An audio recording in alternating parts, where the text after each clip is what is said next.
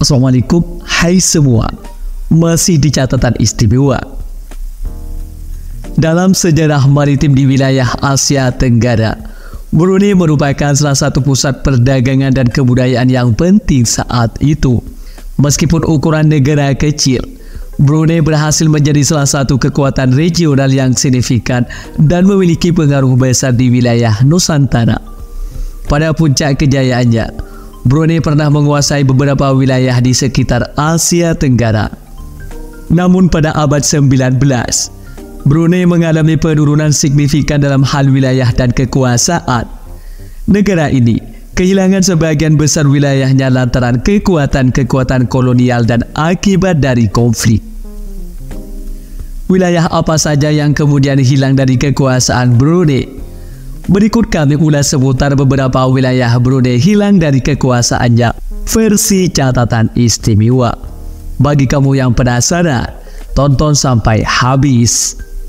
Namun sebelum lanjut, bagi kamu yang baru gabung di channel ini, terus dukung channel dengan tekan tombol like, subscribe, dan loncengnya agar kamu terus mendapatkan notifikasi info baru dari catatan istimewa.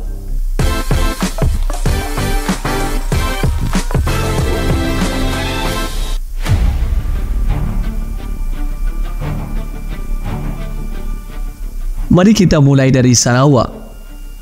Pada awalnya, pada sekitar abad 15 dan 16, Sarawak menjadi wilayah yang dipengaruhi oleh Brunei Darussalam. Pada masa itu, Sarawak merupakan bagian dari Kesultanan Brunei dan memiliki hubungan budaya, politik, dan ekonomi yang erat dengan Brunei. Hubungan ini terutama dipengaruhi oleh perdagangan, kebudayaan, dan politik yang saling terkait antara kedua wilayah tersebut. Sarawak berpengaruh bagi Brunei karena kedua wilayah ini memiliki hubungan budaya dan politik yang erat saat itu. Sarawak menjadi bagian dari Kesultanan Brunei sebelum menjadi wilayah yang diperintah oleh Raja James Brooke pada abad 19. Pengaruh Brunei atas Sarawak kemudian berkurang saat James Brooke dan keluarganya memperoleh kekuasaan atas Sarawak. Pengaruh Brunei atas Sarawak berakhir sepenuhnya ketika Sarawak menjadi koloni Britania pada tahun 1946. Penjajahan Britania di Sarawak menyebabkan pemisahan politik antara kedua wilayah tersebut, dan Sarawak menjadi bagian dari Federasi Malaysia pada tahun 1963. Sementara Brunei memilih untuk menjadi negara merdeka pada tahun yang sama. Sejak saat itulah, kedua wilayah tersebut memiliki pemerintahan dan kedaulatan yang terpisah. Kemudian wilayah Sabah. Pada abad 16 dan 17, Sabah yang sebelumnya dikenal sebagai North Borneo mulai berpengaruh bagi Brunei Darussalam. Pada masa itu, Kesultanan Brunei memiliki pengaruh terhadap beberapa bagian wilayah pesisir Sabah, terutama dalam hal perdagangan dan politik. Namun pengaruh Brunei atas Sabah secara bertahap berkurang pada abad 19. Pada tahun 1877, pengaruh Brunei atas Sabah lepas secara signifikan ketika Kerajaan Sulu yang juga memiliki klaim atas Sabah memberikan hak kepada perusahaan Borneo Utara Inggris untuk menjalankan pemerintahan atas wilayah tersebut.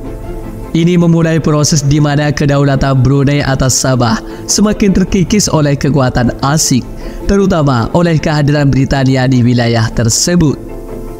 Pada tahun 1888, Sultan Brunei menandatangani perjanjian dengan Britania Raya yang mengakui kedaulatan Brunei namun secara efektif menyerahkan kendali administratif dan perlindungan ke Britania Raya.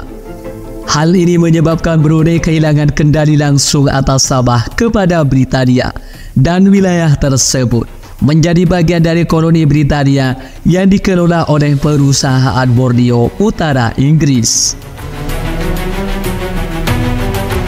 Kita lanjut ke pulau-pulau di Kepulauan Riau. Pulau-pulau di Kepulauan Riau memiliki sejarah hubungan dengan Brunei yang cukup panjang, dimulai pada periode sejarah awal. Sejak sebelum abad 15, ketika kepulauan tersebut merupakan bagian dari wilayah kekuasaan Kesultanan Brunei. Brunei memiliki pengaruh di wilayah tersebut.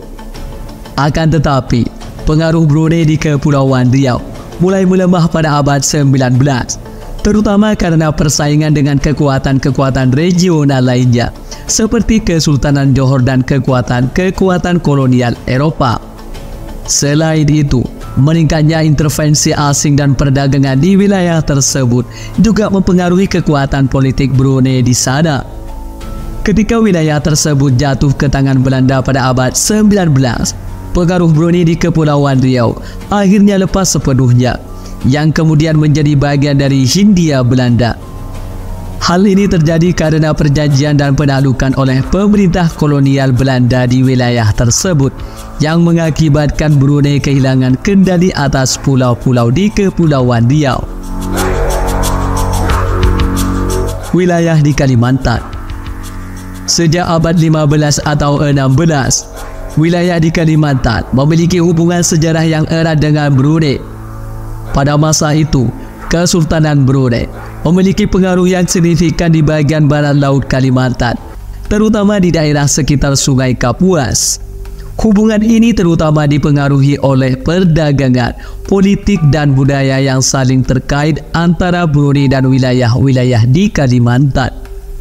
Namun pada abad 19, pengaruh Brunei di Kalimantan melemah karena tekanan dari kekuatan kolonial Eropa dan persaingan dengan kekuatan lokal lainnya di wilayah tersebut, seperti Kesultanan Sambas dan Kesultanan Pontianak.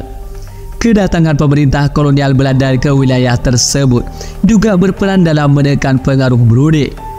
Ketika wilayah-wilayah tersebut jatuh di bawah kendali Belanda pada abad 19 dan awal abad 20, pengaruh Brunei di Kalimantan berakhir secara signifikan. Belanda mengklaim sebagian besar wilayah Kalimantan sebagai bagian dari Hindia Belanda, yang mengakhiri kekuasaan Brunei di wilayah tersebut.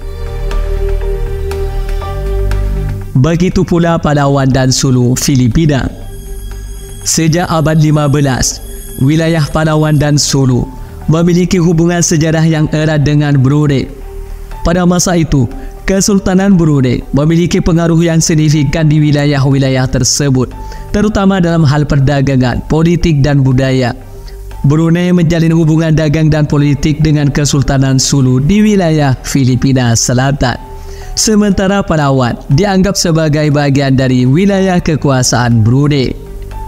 Pada abad 19, pengaruh Brunei di Palawan dan Sulu mulai berkurang karena tekanan dari kekuatan kolonial Eropa, terutama Spanyol. Spanyol mencoba untuk memperluas kekuasaan mereka di wilayah Filipina, termasuk Palawan dan Sulu, yang mengakibatkan perang dan konflik antara Spanyol dan Brunei. Akibatnya, pengaruh Brunei di kedua wilayah tersebut melemah secara bertahap. Pengaruh Brunei di Palawan dan Sulu berakhir ketika Spanyol secara efektif mengambil alih kendali atas wilayah-wilayah tersebut pada pertengahan hingga akhir abad 19. Spanyol mendirikan kedaulatan kolonial mereka di wilayah Filipina, termasuk Palawan dan Sulu, yang mengakhiri kekuasaan Brunei di wilayah-wilayah tersebut.